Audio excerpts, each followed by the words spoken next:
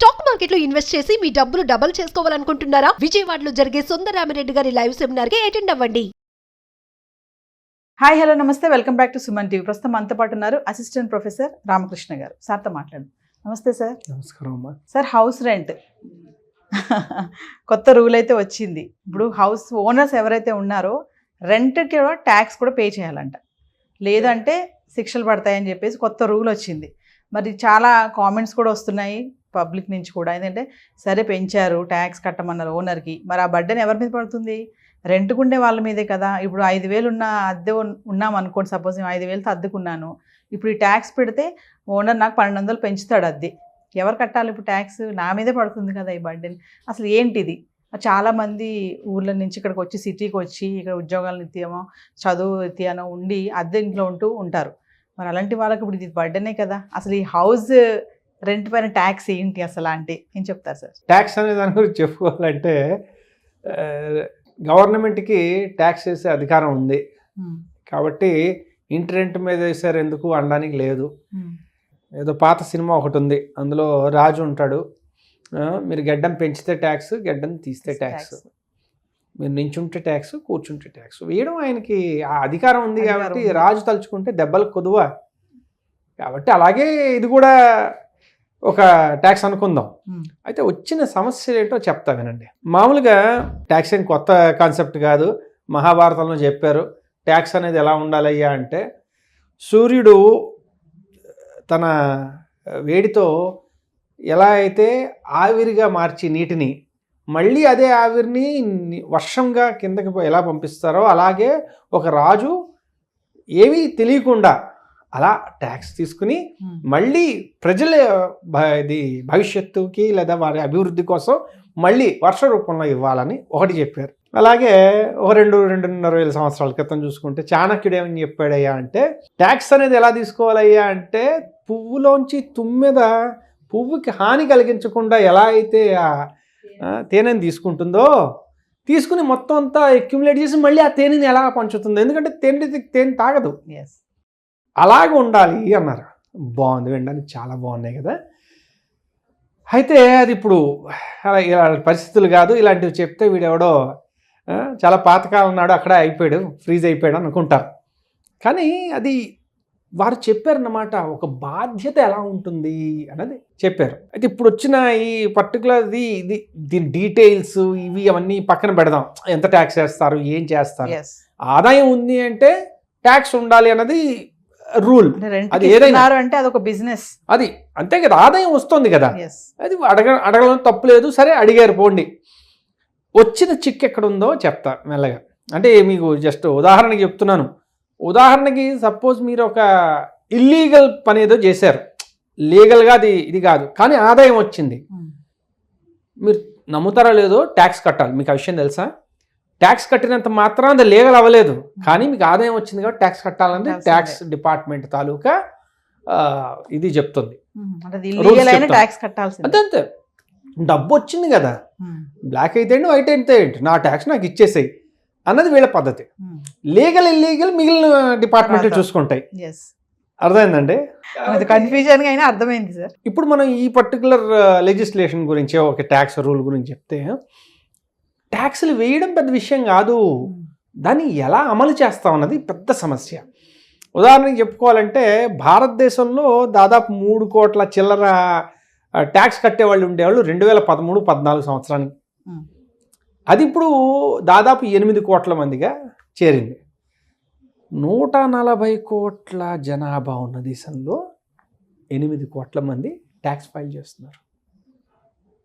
America 33-34 కోట్ల జనాభాలో 15 కోట్ల ట్యాక్స్ రిటర్న్స్ ఫైల్ అవుతాయి.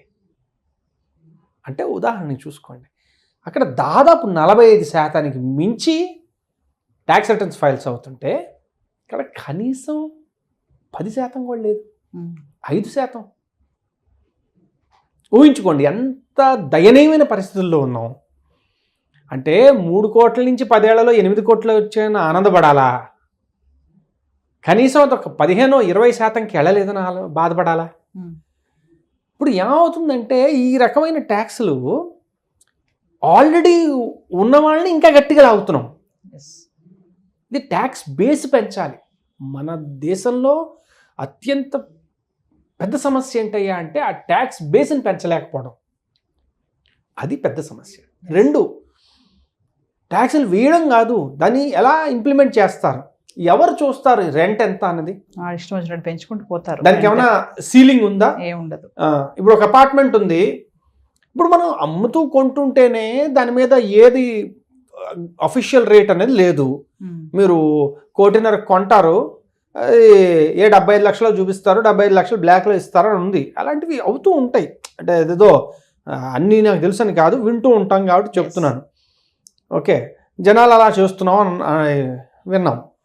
అయితే ఇప్పుడు ఇది కూడా ఇదే అవుతుంది కదా. ఒకటి అంటే మనం ఏం చేస్తున్నాం అంటే ఒక దాన్ని ఏమంటారు, జనాలకి ఇంకొక దారి చూపిస్తున్నాం. ఏంటి, ఇలా కాకుండా ఇలా కూడా చేయొచ్చు అని. ఇప్పుడు అందరూ ఓనర్లు ఇప్పుడు కొత్త బిజినెస్ స్టార్ట్ అవుతాయి. ఏంటి, ఈ దాన్ని ఏమంటారు, రెంటల్ అగ్రిమెంట్స్ తయారు చేసి ఒక కొత్త బిజినెస్ స్టార్ట్ అవుద్ది. దాని నుంచి ఎలా తప్పించుకోవచ్చు ఏమిటి. ఇప్పుడు అంతా ఆన్లైన్లో పే చేయాలా, లేదు అప్పుడు ఆన్లైన్ కొంత ఆఫ్లైన్ కొంత, ఎవరి మోడరేషన్ అది. ఇంకొకటి ముఖ్యమైన సమస్య ఏమవుతుందంటే భారతదేశంలో, అట్లీస్ట్ మన భారతదేశం లేకపోతే ఈ రకమైన కల్చర్స్లో ఎలా ఉంటుందంటే మీ ఆస్తి మీ పేరునే ఉండాల్సిన అవసరం లేదు. మీ భార్య పేరున ఉండొచ్చు, పిల్లడి పేరున ఉండొచ్చు, ఇంకెవరి పేరు మీదనే ఉండొచ్చు. వెస్ట్లో అలా కాదు, ఎవరిది వాళ్ళదే. చాలా మటుకు వాళ్ళ దగ్గరే ఉంచుకుంటారు. అలాంటి వాటికి ఇలాంటివి బాగానే ఉపయోగపడచ్చేమో, ఎందుకంటే నా ఆదాయం నాదే అని అర్థం. ఇక్కడ ఎవరి దగ్గరికి ఎవరి ఆదాయం వస్తుంది ఎవరికి తెలుసు, అర్థమైందండి. సో ఎగ్జిక్యూషన్లో చాలా సమస్యలు ఉన్నాయన్నమాట. అంటే ఒక రకంగా చెప్పాలంటే ఇలాంటి లెజిస్లేషన్స్ వల్ల గవర్నమెంట్ ఎంత డబ్బు అంటే ఆదాయ రూపంలో ఎంత తీసుకొస్తుందో నాకు తెలియదు, కానీ వాళ్ళు చాలా హాని చేసుకుంటున్నారు. ఎలా అంటే ఒకటి, దీనివల్ల మీరు అన్నట్టు మధ్యతరగతి వాళ్ళు కానీ అందరూ రెంటల్గా ఉన్న ప్రతి వాళ్ళు చాలా ఎఫెక్ట్ అవుతారు, భయపడతారు. అంటే పిఆర్ పరంగా చూసుకుంటే ఆల్రెడీ దేర్ ఆల్ ఎఫెక్టెడ్. ఏమని, అయ్యో ఇదేమవుతుందో, ఇదేంటి ఇలా గవర్నమెంట్ చేసింది అంటే మీకు బ్యాడ్ నేమ్ వచ్చేసింది. 2, ఇందాక అనుకున్నట్టు కలెక్షన్ కానీ దాని తాలూకా రెగ్యులేషన్ కానీ చాలా పెద్ద సమస్య. దాని గురించి విధి విధానాలు ఇప్పటిదాకా లేవు, ఇప్పుడప్పుడే వెంటనే చేయలేము. సో ఎగ్జిక్యూషన్ అనేది కష్టమైంది. 3, దీనివల్ల భారీగా ట్యాక్స్ బేస్ ఏమైనా పెరుగుతుందా తెలియదు. దాని గురించి ఏమైనా స్టడీ ఏమైనా ఉంటే మనకు తెలియదు, చదవాలి, దాని గురించి చూసి చెప్పాలి. అంటే ఏ రకంగా చూసినా గవర్నమెంట్కి ఇది పెద్ద లాభదాయకమైన పని అయితే కాదు. అదేందండి, కానీ చేశారు. మరి వారి విజ్ఞతకి మనం వదిలేయాలి. వారి ఆలోచన విధానం కరెక్ట్, ట్యాక్స్ ఎక్కువ పెంచాలి, రెవెన్యూ పెంచాలని కూడా కరెక్ట్. ఎందుకంటే వాళ్ళు చేసే చాలా స్కీములు కానీ ఎక్స్పెండిచర్ కానీ క్యాపిటల్ ఎక్స్పెండిచర్ కానీ కావాలి, సంతోషం. కానీ ఇది మనం గెలవగలిగే యుద్ధమేనా?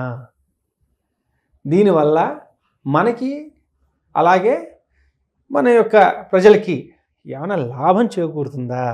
అలా జస్ట్ అంటే లాభం పక్కన పెట్టండి, ఎక్కువగా నష్టం అయితే చేకూరకుండా ఉంటుందా? ఇవి వాళ్ళు ఆలోచించాలి. అర్థమైందండి, ఇలాంటివి ఏవైనా. ఇక్కడ ఏంటంటే సార్, ఈ హౌస్ రెంట్ ట్యాక్స్ వల్ల అంటే ఈ అద్దెలు అనేవి ఏమన్నా తగ్గే అవకాశం ఉంటుందా, పెరుగుతాయా, పెరిగే అవకాశం ఉందా? అంటే ఇది ఇప్పుడు రెంట్కు ఉండే వాళ్ళకి పెద్ద సమస్య సార్. ఇప్పుడు మీరు అదేదో సినిమాలో ఒకటి చెప్తాడనమాట, నువ్వు నాకు చెప్పాలనుకోవడం ఆశ, నేను వినాలనుకోవడం అత్యాశ అని. అర్థమైందండి, ఇది అత్యాశకి ఇంకా ఉన్నతమైన అత్యాశగా మారింది. ఇక్కడ తగ్గడం అంటూ ఏం లేదండి. ఎప్పుడో మనకి ఒక సామెత ఉంది, పెరుగుట విరుగుట కొరకే అని. అంటే మధ్య తరగతి పరంగా నేను చెప్తా, ధరలు పెరుగుట మన నడ్డి విరుగుట కొరకే, అంతే తప్పించి ఇంకా మిగిలివి ఏవి తగ్గవు. కాబట్టి ఎలా ఇదవుతుందో వారు ఆలోచించి పునరాలోచన చేసి ఓకే ఇలాంటిది కాదు, ఇది మనకి మంచిది కాదని వెనక్కి, ఎందుకంటే గవర్నమెంట్ టైం టు టైం అవి ఒక్కొక్కసారి డెసిషన్స్ తీసుకుంటుంది, దాన్ని వెనక్కి తీసుకుంటూ ఉంటుంది, అలాంటివి జరుగుతూ ఉంటాయి. కాబట్టి అది అలా జరుగుతుందేమో చూడాలి, లేదు దాన్ని ఎలా ఇంప్లిమెంట్ చేస్తారో చూడాలి. ఈ రెండు చాలా ఇంట్రెస్టింగ్ సిచ్యువేషన్స్. ఏదేమైనా ఈ హౌస్ రెంట్ ట్యాక్స్ అనేది సామాన్యుడికి అయితే మాత్రం కొంచెం భారం కలిగింది సార్, ఎఫెక్టే. తప్పకుండా భారం. ఎందుకయ్యా అంటే ఏ రకమైన ట్యాక్స్ అయినా అది చివరికి కన్జ్యూమర్ చేతికే వెళ్తుంది, అలా పాస్ ఆన్ చేసి.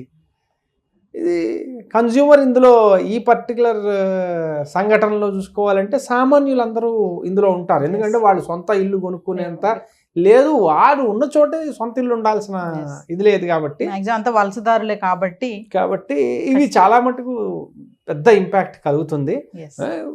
ఇది ఉదాహరణకు ఒక ఇంట్లో ఉన్నారు, నలుగురు కడుతున్నారు. సో వీళ్ళ పరిస్థితి ఏంటి? yes.